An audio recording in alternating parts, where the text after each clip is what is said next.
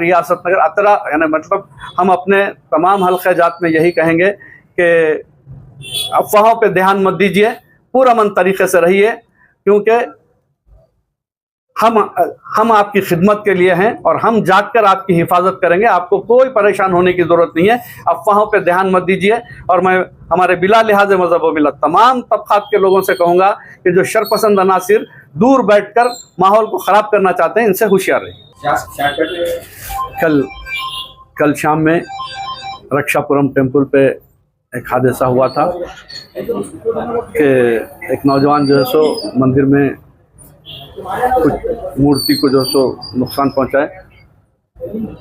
वहीं पे पुलिस के कैमरे भी थे और वो बच्चे को जो है सो जो करीब में जमाल कॉलोनी शहजादी बेगम मस्जिद के पास कुछ दिनों से आए हुए थे, वो बच्चे को अरेस्ट करवा दिए जमात की जानिब से। मालूम हुआ कि वो बच्चा जो सो जहनी तौर पे बीमार है, यानी मेंटली जो सो डिस्टर्ब है, और उसका इलाज जो सो तकरीबन 3-4 साल से चल रहा है। कोई भी हो, एक जमात के ज़िम्मेदार की हैसियत से अमन के बहाली के वास्ते जो सो उस नौजवान को पुलिस के हवाले कर दिया गया। और उसके बाद मुख्तलिफ तौर पर फ़िरक़ा पर जहन रखने वालों का एक ग्रुप इसको सियासी मौजू बना के अमन को नुकसान पहुंचाने की कोशिश कर रहा था। अल्हम्दुलिल्लाह पूरी रात जाग के उनके अज़ाइम को नाकाम किया गया।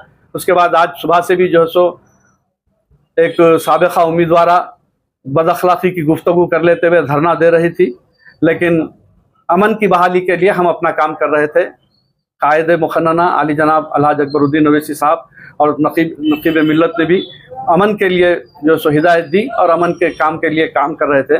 लेकिन 1 बजे के करीब चंद शरपसंद अनासिर जो बेगम बाज़ार से और अपने गौलीपुरा लाल दरवाजे से और मादन्ना पेट से और कुप्पूगुड़े से कुरमागुड़े से जो से ग्रुप आया और दहशत पैदा करते हुए पुलिस की मौजूदगी में कायद मुखन्ना का जो Fatima Owaisi school of excellence school में बच्चे तालीम हासिल कर रहे थे, वहाँ खड़े रह के धरना, बदअखलाक़ी की गुफ्तगू और वहाँ जो सो जमात के ख़िलाफ़, कायदीन के ख़िलाफ़ नारेबाजी कर रहे थे। तो उस वक्त पुलिस वहाँ से उनको वहाँ हटाई, लेकिन कंट्रोल नहीं कर पाई, जिसके नतीजे में वो फिर जमाल कॉलोनी में अंदर दाखिल होकर मेरे मकान के पास आकर मकान की गेट को नुकसान पहुंचाने की कोशिश की गई, तोड़ फोड़ करने की कोशिश की गई।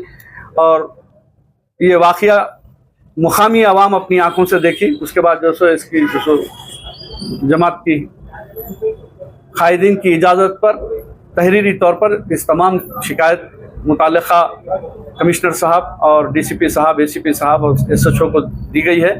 और डीसीपी साहब ने तयक़ुन दिया है कि उन शरपसंद अनासिर के ख़िलाफ़ सख्त कार्रवाई की जाएगी। और बहाली अमन के लिए हम हमेशा से जमात तैयार रही है। जमात हमेशा बिला लिहाज मज़हब व मिल्लत काम करती आई है, जिसका बयान सबूत दारुस्सलाम में हज़ारों की तादाद में लोगों का, हमारे गैर मुस्लिम भाइयों का आना इस बात का सबूत है। आज फ़िरक़ा परस्त ताकत बीजेपी बौखलाहट का शिकार हो गई है। वो अपनी शिकस्त से खौफज़दा है और इस वजह से इंतशार पैदा करने की कोशिश की जा रही है। हम डीसीपी साहब से वाज़े तौर पर कह चुके हैं कि आने वाले दिन शहर हैदराबाद में गंगा जमनी तहज़ीब को बरकरार रखने के दिन हैं, क्योंकि एक तरफ ईद मिलादुन्नबी है तो दूसरी तरफ गणेश उत्सव की हमारे हिंदू भाइयों का त्यौहार है।